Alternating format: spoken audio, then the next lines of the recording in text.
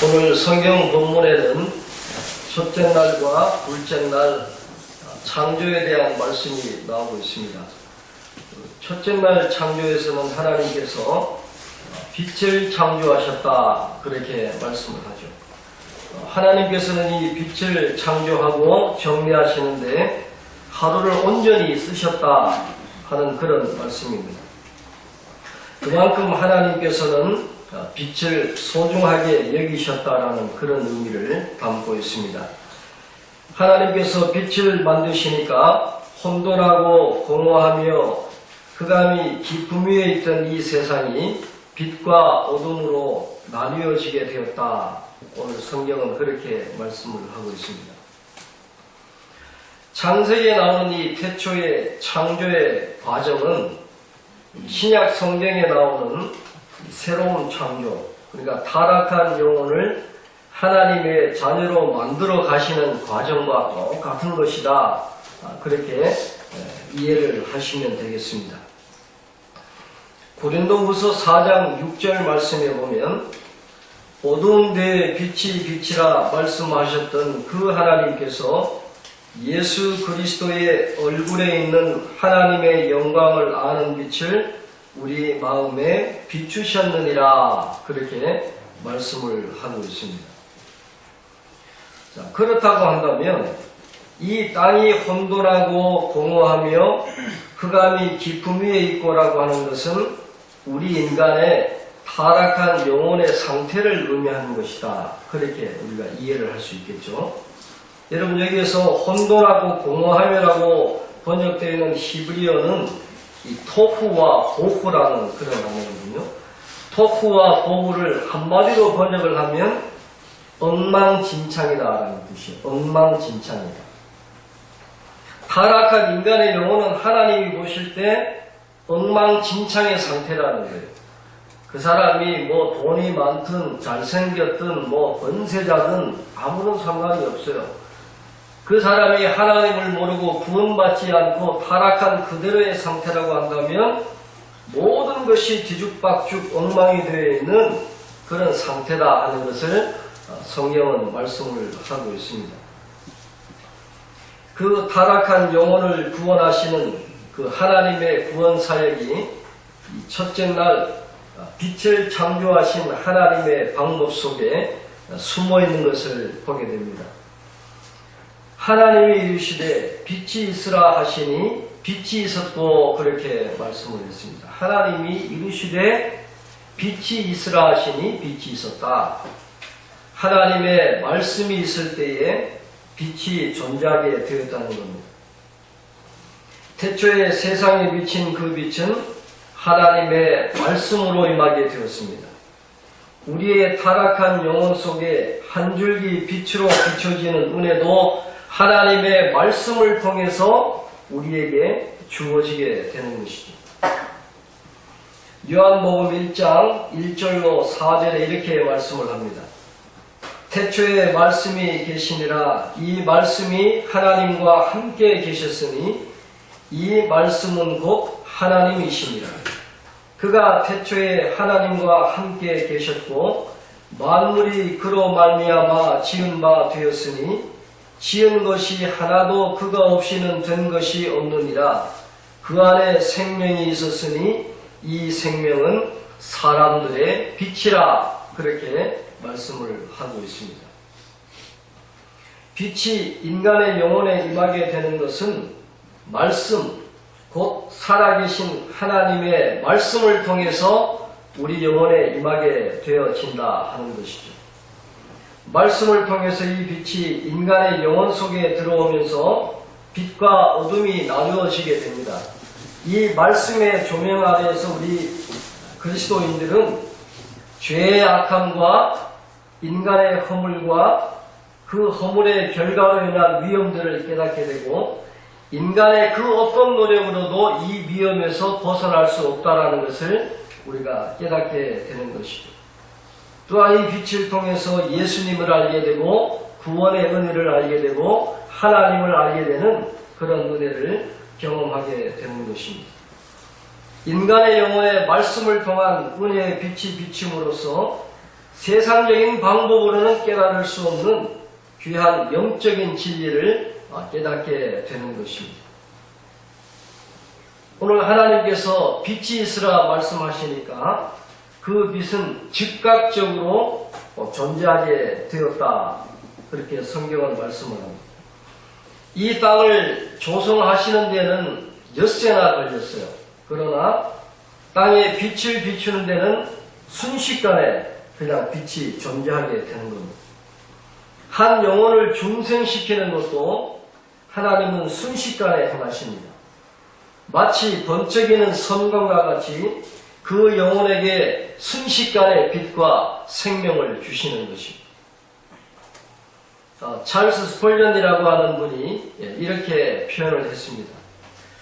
은혜의 역사는 점진적이지만 은혜의 등장은 즉각적이다. 그렇게 이야기했어요. 한순간에 은혜의 빛이 우리의 심령 속에 비추어지고 깨닫게 되어지고 하나님의 자녀로 변화되는 그런 은혜를 누리게 된다 하는 것입니다. 그러나 은혜가 즉각적으로 임했다라고 해서 마치 번갯불이 반짝하다가 사라지는 것처럼 하나님이 은혜의 빛을 우리에게 비춰주실 때 그 빛은 영원히 사라지지 않아요. 항상 우리와 함께하고 지금도 그 빛은 존재하시고 지금도 하나님의 뜻을 이루어 나가고 있다는 것을 성경은 우리에게 가르쳐 주고 있습니다. 그러나 빛이 인간의 영혼에 비친다고 해서 어둠이 하루아침에 물러가는 건 아닙니다. 이 철로 역정을 지은 존 버년이 이 창세기 1장 이 부분을 읽고 은혜를 받고 주혜를 쓰면서 이렇게 기록하고 있습니다. 확실히 흑암과 빛은 여기서 서로 싸우기 시작했다. 그렇게 이야기했습니다. 하나님의 은혜의 빛이 순식간에 우리 속에 온다고 해서 모든 어둠이 한순간에 물러가는 게 아니라 그때부터 흑암과 빛이 싸우기 시작하는 영적인 전투가 시작이 된다는 거예요. 지난주에 말씀을 드렸지만은 은혜의 빛이 우리 속에 비추게 되면 처음에 우리에게 다가오는 건 혼란과 자질 수가 있다는 것입니다. 엄청난 영적 전쟁이 벌어질 수가 있어요. 흑암도 그의 세력을 놓으려고 하지 않습니다. 마귀도 하나님의 자녀가 되는 걸 원하지 않아요. 그래서 믿음이 없는 분들이 예수님을 믿게 되면 그렇게 환난을 당하고 어려움을 당하는 이유가 흑암과 빛이 싸우기 때문에 그래요. 흑암이 그 세력을 놓지를 원하지를 않는다는 것입니다.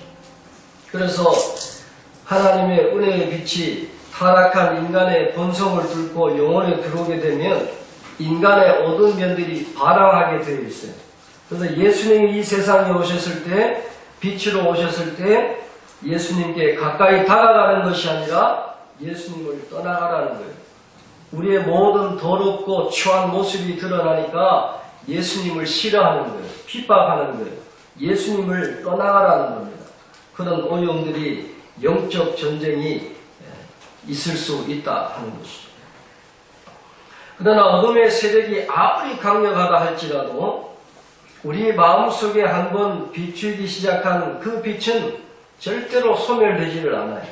항상 우리와 함께 하시고 우리가 그 영적 전투에서 승리하는 그 순간까지 우리를 도와주시고 우리를 인도해 주시는 그런 은혜를 누리게 도와주신다 하는 것입니다. 사도 바울도 그렇게 고백했습니다. 하나님을 따르는 성령의 소욕을 따르는 그런 마음이 있지만 자기 안에 악한 마음이 있다고 그랬어요. 그런 영적 전쟁이 있다라고 이야기했습니다. 오늘 우리 속에도 마찬가지 아니겠습니까? 은혜와 죄가 우리 속에 같이 있는 거예요.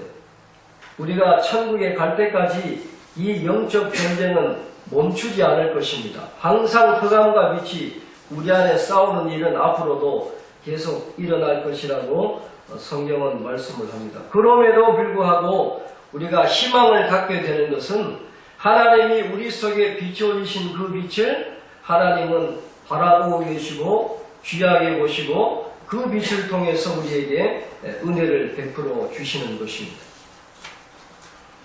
비록 제대로 된 회개가 아니더라도 회개는 좋은 것입니다. 제대로 된 신앙이 아니라 할지라도 믿음이 있다라는 것은 좋은 거예요.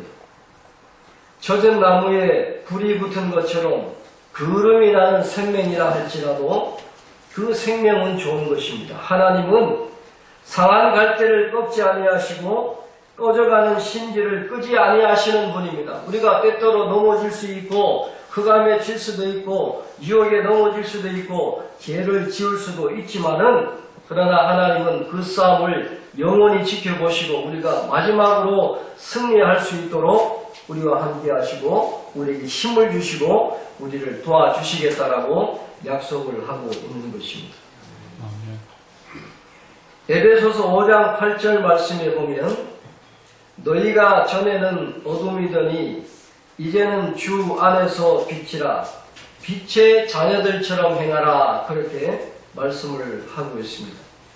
전에는 어둠이었지만 주님의 은혜의 빛이 우리에게 비추어져서 우리가 영적 전투에서 승리하게 되면 빛의 자녀들이 될 수 있다는 거예요. 그래서 빛의 자녀들처럼 행하면서 살아야 된다라고 사도 바울이 우리에게 말씀을 해주고 있습니다. 우리의 신앙이 성숙해져서 우리 안에 빛과 어둠이 나뉘어지고 하나님께서 기뻐하시는 삶을 살고 하나님의 영광을 드러내는 삶을 살도록 하나님은 오늘도 우리에게 은혜의 빛을 비춰주고 계신다는 것을 꼭 기억하시고 마지막까지 영적으로 승리하는 저와 여러분 될 수 있기를 바랍니다. 지난 1월 15일이 여러분 마틴 루터 킹 목사님의 생일이었습니다. 올해가 그분이 암살당한 지 50년이 되는 그런 해거든요. 그래서 많은 기념식이 있었고 올해는 특별히 그 여의도 순복음교회 이영훈 목사님이 침례교에서 예배 때 추모사를 한 것으로 최초의 한국분이 마틴 루터 킹 목사님에 대한 추모사를 한 것으로 그렇게 잘 알려져 있습니다. 많은 분들이 그분의 생일을 맞이하고 그분의 많은 연설과 그분의 글과 설교를 통해서 많은 감동을 받고 있는데 그분이 남긴 말 중에서 제가 이 설교를 준비하면서 이 가슴에 와닿았던 그분의 그 명연설 중에 한 부분이 저에게 큰 감동을 주었습니다. 마틴 루터 킹 목사님이 이렇게 말씀을 했어요. Darkness cannot drive out darkness.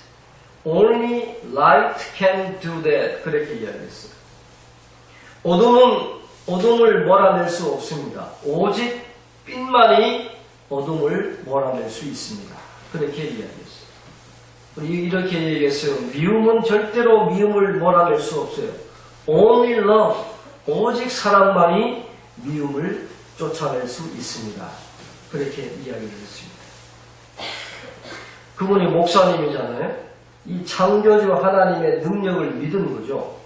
어둠이 덮인 그 세상에 아무도 빛이 올 것이라고 예상하지 못한 그 세상이지만 그날이 온다는 거예요. I have a dream. 나는 꿈이 있습니다. 하나님이 이루실 것을 믿는 거예요. 흑암과 같은 그런 세상이지만 하나님의 빛이 비추면 어둠이 물러갈 거라고 하는 그런 확신이 있었던 거예요. 그러니까 외칠 수 없는 상황에서도 그런 긍정적인 말을 외치게 되는데 결과적으로 그분 말씀대로 됐지 않습니까? 빛이 비추니까 어둠이 물러가는 거예요. 오늘날 오바마 대통령이 그렇게 대통령이 될 거라고 누가 그렇게 생각할 수 있었겠어요? 다 이런 마틴 루터 킹 목사님 같은 믿음의 사람들이 믿음의 눈을 가지고 바라보니까 하나님을 의지하고 나아가니까 그런 놀라운 역사와 기적이 미국 사회 속에 이루어졌다라고 하는 것입니다. 하나님의 말씀을 믿고 나가면 그런 기적이 얼마든지 우리의 생애 가운데도 일어날 수 있다는 것을 여러분 믿으시기를 바랍니다. 빛이 임하면 어둠이 물러가게 되어 있어요. 하나님이 우리 안에 비추신 그 빛은 영원히 존재하고 우리가 승리하도록 모든 문제를 해결할 수 있는 힘과 능력을 주시고 우리가 영적으로 성숙하도록 우리에게 은혜를 주신다는 것을 이 창세기를 통해서 여러분 꼭 기억하실 수 있기를 바랍니다. 둘째 날에는 하나님께서 뭘 만드셨어요? 궁창을 만드셨다. 그렇게 말씀을 합니다. 자, 궁창을 만드시고 궁창 아래의 물과 궁창 위의 물로 나누시고 궁창을 하늘이라고 부르셨다. 그렇게 말씀을 하고 있습니다. 궁창은 히브리어로 라키아라는 단어로 되어 있습니다. 라키아라는 단어인데 이 라키아라고 하는 단어의 원래 의미는 그냥 비어있는 공간을 의미하는 것이 아니고 이 뭔가 딱딱한 물질로 되어 있는 이 아치형의 지붕을 의미하는 거예요. 궁창이라고 하는 건 빈 것이 아닙니다. 비어있는 공간이 아니라 딱딱한 물건으로 되어 있는 이 아치 지붕을 의미를 하고 있습니다. 우리는 하늘을 그냥 아무것도 없는 그냥 비어있는 공간으로 생각을 하지만 여러분 하늘이 비어있는 게 아니잖아요. 그 안에 뭐가 있어요? 공기가 있어요. 공기가. 그래서 1640년에 이 토리첼리라고 하는 학자가 공기의 무게를 재는데 최초로 성공을 합니다. 이분이 압력계를 만들어 가지고 이 공기의 무게를 재니까 놀랍게도 이 바늘이 움직이는 거예요. 아, 공기가 무게가 있구나. 하늘이 무게가 있구나. 그래서 무게 단위를 만들어냈는데 이 토르라고 하는 이 대기압의 단위가 그분에 의해서 생겨나게 되어 있어요. 그래서 하늘이 비어있는 게 아니라는 거예요. 무언가로 가득 채워져 있다는 것을 밝혀내었던 것이죠. 욥기 26장 7절 말씀에 보면 그는 북쪽을 허공에 펴시며 땅을 아무것도 없는 곳에 매다시며 그렇게 되어 있어요. 이 욥기 26장 7절 말씀에 보면 이 고대 히브리 사람들의 우주관이 나와 있습니다. 자, 오늘 이 욥기에 나오는 말씀처럼 이 고대 히브리 사람들은 하나님께서 아무것도 없는 공간에 고리도 없이 그냥 땅을 메어 단 것으로 그렇게 생각했어요. 그래서 욥기에 보면 땅을 아무것도 없는 곳에 매다셨다 그렇게 되어 있어요. 고리는 없지만 신비한 능력으로 이 아무것도 없는 공간에 이 땅을 하나님이 메어 다셨다. 그대로 있도록 메어 다셨다.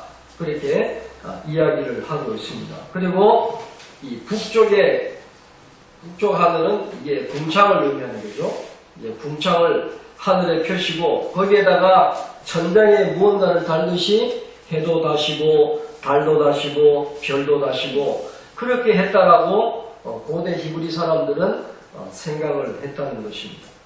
그래서 욥기 26장 7절 말씀에 나오는 것처럼 북쪽 하늘을 허공에 펴셨다는 건데 허공은 이 우주를 이야기하고 이 북쪽 하늘은 궁창을 의미하는 것으로 이해를 하시면 되겠습니다. 그래서 하나님께서 오늘 본문에 궁창 아래의 물과 궁창 위의 물로 나누셨다라고 그렇게 말씀을 하고 있는데 이 궁창 아래의 물은 우리가 보는 것처럼 세상의 강과 모든 바닷물을 의미를 합니다. 궁창 위의 물은 구름 가운데 내재되어 있는 물을 의미하는 것으로 그렇게 이해를 하시면 되겠습니다. 이렇게 하나님께서 궁창을 만드시고 궁창 아래의 물과 궁창 위의 물로 나누심으로 질서를 잡아주시고 피조물이 안락하게 살 수 있는 그런 모든 환경을 다 만들어 주셨다는 거예요.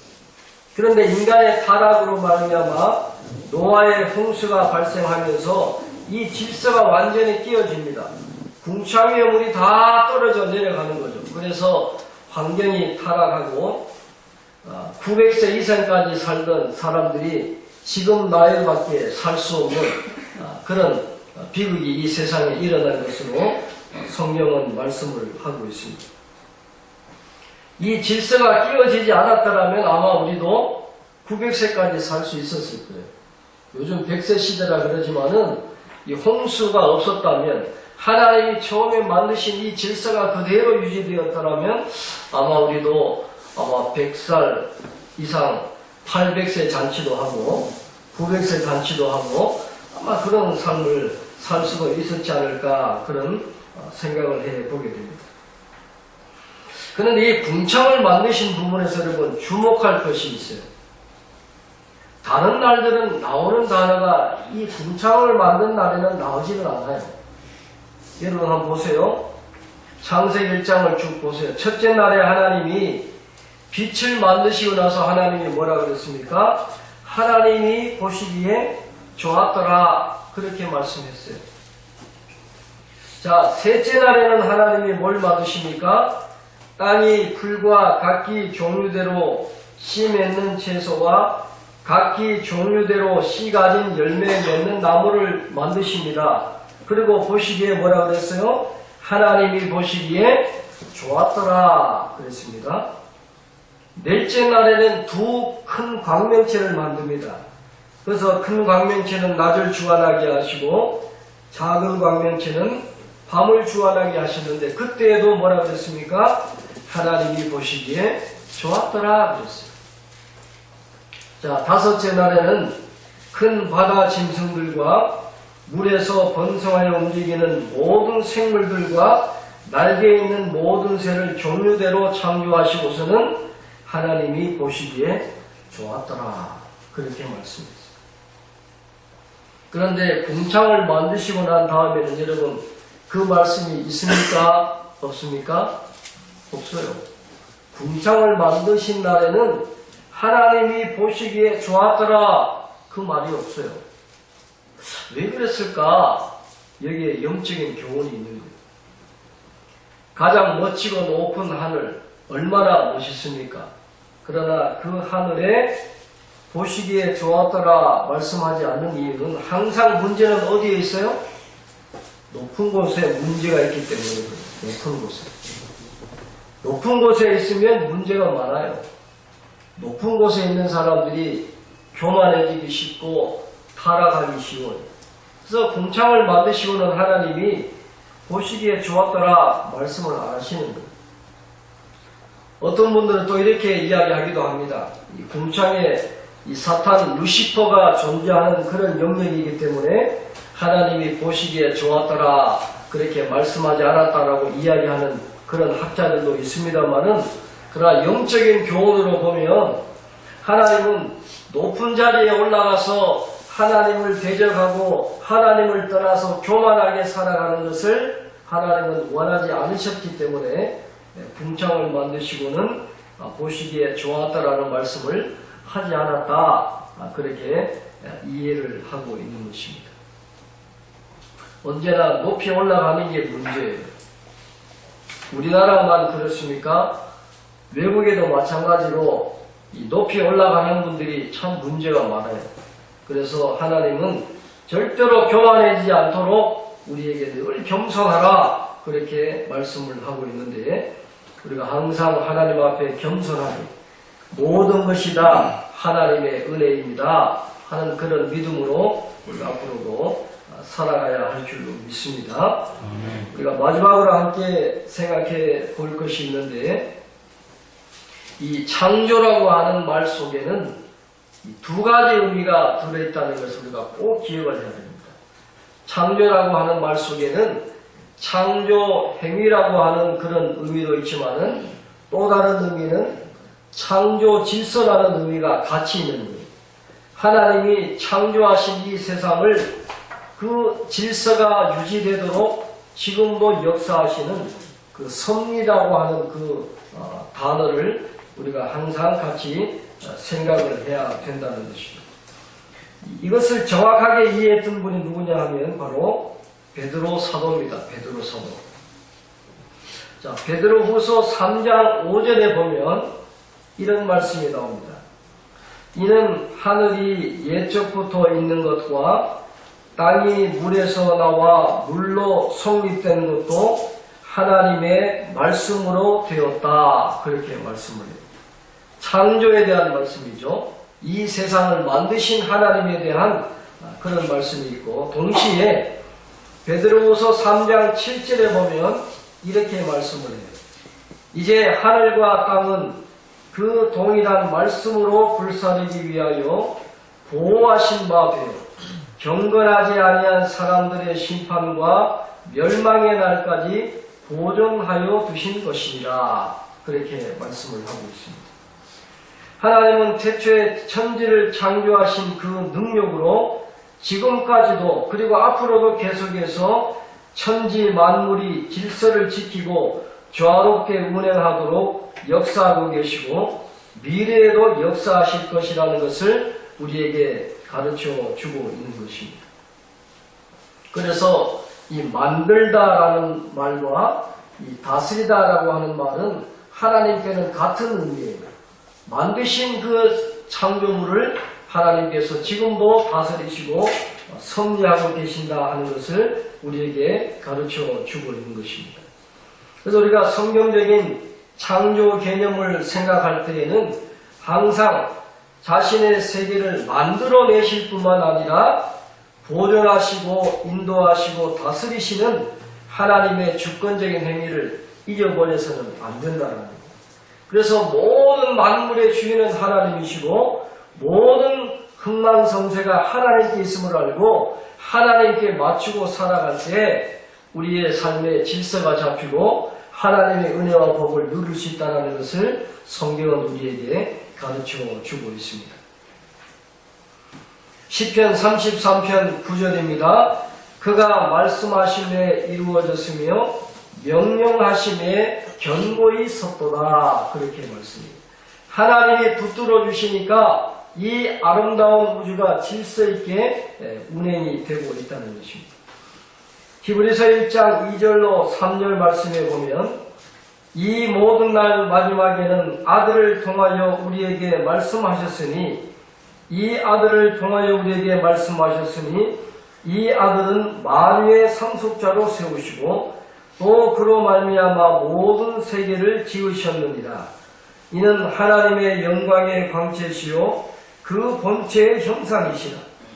그의 능력의 말씀으로 만물을 붙드시며 죄를 정결하게 하는 일을 하시고 높은 곳에 계신 지극히 크신 이의 우편에 앉으셨느니라. 그렇게 말씀합니다. 예수님께서 말씀으로 세상을 창조하시고 만물을 지금도 붙들고 계신다는 것. 이 세상이 이렇게 조화롭게 유지되는 것도 다 하나님의 은혜고 하나님의 은총이라는 우리에게 가르쳐 주고 있습니다. 그 하나님께 초점을 맞추고 그 하나님의 말씀을 우리가 기억하고 그 하나님께 기도하는 경건한 믿음의 삶을 살아갈 때 우리 안에 영적인 질서가 잡히고 하나님이 기뻐하시는 인생을 살아갈 수 있다는 것을 성경은 우리에게 가르쳐 주고 있습니다. 오늘 예배드리는 저와 여러분이 항상 이 세상을 창조하실 뿐만 아니라 지금도 조화롭게 유지하시는 그 하나님께 초점을 맞추고 항상 성령의 도우심을 받아 회개하고 기도에 힘쓰고 하나님의 말씀을 묵상하고 찬송하고 섬김의 자리에서 최선을 다함으로 하나님께서 기뻐하시는 그런 아름다운 믿음의 삶을 살아가는 저와 여러분 되시기를 주님의 이름으로 축원합니다.